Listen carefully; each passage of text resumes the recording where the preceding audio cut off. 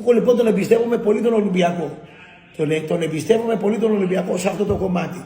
Ξέρω ότι θα πάει στην περπατημένη 3 χαφ και το Φορτούνι, σε εξαιρετική κατάσταση και οι 3 χαφ. Και ο Ποντέσε και ο Ελκαμπή είναι μια ομάδα που έχει σε φόρμα σχεδόν όλους τους ποδοσφαιριστάς. Νομίζω θα γίνει μεγάλη μάχη και πιστεύω και θέλω ότι ο Ολυμπιακός στην παράταση θα το πάρει το παιχνίδι και θα γίνει η Νέα Φιλαδέλφια κόκκινη. Όσο παίζει ο Ελκαμπή, ό,τι φορτώματα γίνουν εκεί.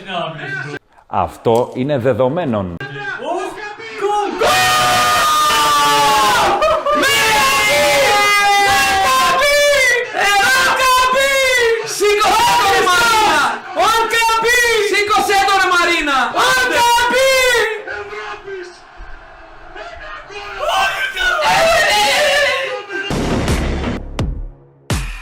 Μπουρλότο ρε.